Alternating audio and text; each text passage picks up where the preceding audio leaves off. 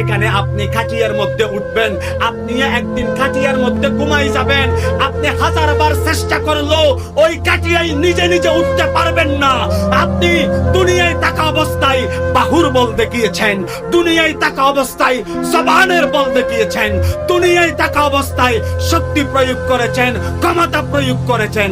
যখন নাকের নিঃশ্বাস যখন বন্ধ হয়ে যাবে, নাকের আগা থেকে যখন নিঃশ্বাস যখন পড়ে যাবে, তখন আপনার হাত কাজ করবে না, আপনার শক্তি কোথায় যেন চলে যাবে।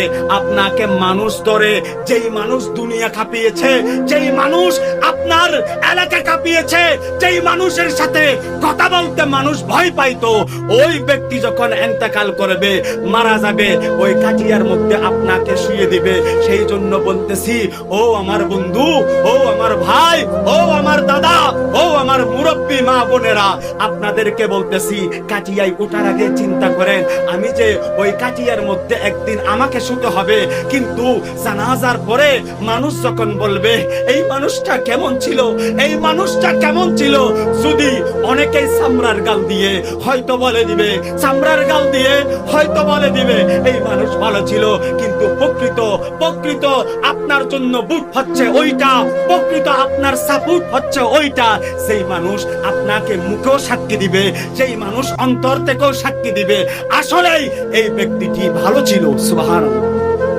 সেই জন্য আপনার সন্তান কেন বলবে আমার বাবা থেকে কেউ টাকা পাইলে আমার সাথে যোগাযোগ করো, আমার ভাই থেকে কেউ টাকা পাইলে আমার সাথে যোগাযোগ করো। দুনিয়ার জমিনে কেন বুঝতাম না আমার থেকে মানুষ টাকা পায়, দুনিয়ার জমিনে কেন বুঝতাম না আমার থেকে মানুষ অনেক রকমের হক পায়, দুনিয়ার জমিনে আমি কেন বুঝতাম না আমি আমার চাচার হক মেরে দিয়েছি, আমি আমার ভাইয়ের হক মেরে দিয়েছি, আমি আমার বোনদের হক মেরে দিয়েছি, আমি আমার আত্মীয় স্বজনদের হক মেরে দিয়েছি। কেন আপনার সন্তান আপনার জানাজার ময়দানে আপনার পক্ষ হয়ে কেন ক্ষমা চাইবে? দুনিয়ার একজন সাচ্চা মুমিনের কাজ হচ্ছে মৃত্যুর আগে আপনার ভাওনাদারকে ভাওনা দিয়ে দেওয়া, আর দিতে না পারলে তাদেরকে সিনার মধ্যে সিনা লাগিয়ে, ভাই আমার কাছে নাই, তুই আমাকে মাফ করে দে। ঠিক কিনা? পুরো বলেন ঠিক কিনা বলেন। এই মাহফিল গুলা শুধু করলে হবে না, নিজেকে পরিবর্তন হতে হবে। আজকে অনেকেই বলি আমি আমার নবীকে ভালোবাসি, আমার নবীর জন্য দেওয়ানা, আমি আশিকে রাসূল, আমার নবীকে ভালোবাসি। আপনি যদি সিদ্দিকে আকবরকে প্রশ্ন করেন, ও সিদ্দিকে আকবর, আপনি এত আমার নবীর কাছে কিভাবে গেলেন? আপনি আমার নবীর কাছে এত কিভাবে গেলেন? আপনাকে কেন আফজালুন নাস বাদিল আম্বিয়া বলা হয়েছে? আপনাকে আমার নবী এত সম্মান কেন করতেন, এত মহব্বত কেন করতেন? তখন সিদ্দিকে আকবর আপনাকে বলবে, কারণ আমি আমার জানের চেয়ে কাছে, আমি আমার সর্বোচ্চ দিয়ে আমার নবীকে ভালোবেসেছিলাম। আরো জোরে বলেন, আমার নবীকে ভালোবেসেছিলাম। আপনি ফারুকে আজমকে বলেন, ইনিয়ে বলবে আমার নবীকে ভালোবেসেছিলাম। আপনি যখন আপনার উসমানে জিন্নুরকে বলবেন, ইনিয়ে বলবে আমার নবীকে ভালোবেসেছিলাম। মৌলাই আলীকে বলেন, ইনিয়ে বলবে আমার নবীকে ভালোবেসেছিলাম।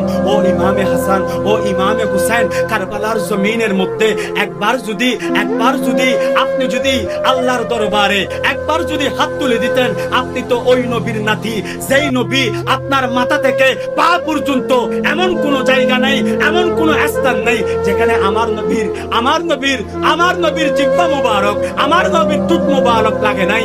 ও হুসাইন, আপনি কেন বলেন নাই? তখন ইমামে হুসাইন বলবে, এটা ছিল মাকামে রাজার একটা কাজ, এটা ছিল আমার নবীকে সন্তুষ্ট করা। কারণ আমার নবীর কাছে, আমার নবীর নাতি হিসেবে আমার কাছে এটা ছিল বড় পরীক্ষা। এই পরীক্ষায় আমাকে পাশ করতে হবে। আমার নানার যদি কাছাকাছি থাকতে হয়, জওয়ানিদের যুবকদের যদি সরদার হতে হয়, আমাকে এই পরীক্ষার মধ্যে সবর দান করতে হবে, সবর হতে হবে। সুবহানাল্লাহ। তো বাবারা, এখন কথা হচ্ছে, তৎকালীন সময়ে ইমামে হুসাইন নিজের গর্দান দিয়েছেন, সাহাবায়ে কেরাম গর্দান দিয়েছেন। এখন কথা হচ্ছে, আমার নবী ওই জিহাদি, যারা জিহাদের ময়দানে যারা শাহাদাতের পেয়ালা পান করেছে, যারা আমার নবীর এই দিনকে, আল্লাহর দিনটাকে সমুন্নত করার জন্য যারা নিজের জানটাকে দিয়ে দিয়েছে, ওই নবীর সাহাবীদেরকে আমার পেয়ারা রাসূল বলেছেন, আসহাবিকা নুজুম, তাদেরকে তারকা বলা হয়েছে। এখন যুবক, আপনারও কি তারকা হতে ইচ্ছে করে না? আপনারাও কি আমার নবীর ওই হৃদয়ের মধ্যে জায়গা নেওয়ার জন্য কি ইচ্ছা করে না? আপনার যদি আজকে থেকে যদি মন চাই আমি আমার নবীর হৃদয়ের মধ্যে, আমার নবীর সিনার মধ্যে আমি গোলামের স্থান হোক, আমিও চাই আমার সিনার মধ্যে আমি নবীকে যেভাবে ধারণ করেছি আমার নবীও আমি গোলামটাকে সেইভাবে মনে রাখবে, এটা যদি ধারণ করতে চান তাহলে আপনার ভিতরে আপনাকেও একটা জিহাদের ময়দানে নামতে হবে, আপনাকেও জিহাদ করতে হবে, আপনাকেও জিহাদের ময়দানে নামতে হবে। কিন্তু এই জিহাদের মধ্যে অস্ত্র নাই, এই জিহাদের মধ্যে শত্রু নাই, এই জিহাদের মধ্যে আপনার চামড়ার চুকে আপনি কোনো শত্রু দেখবেন না। এই জিহাদের মধ্যে একটাই শত্রু, সেটা হচ্ছে নফস।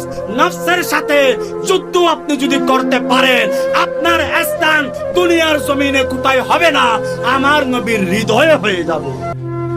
আর হুজুর বলেন সুবহানাল্লাহ।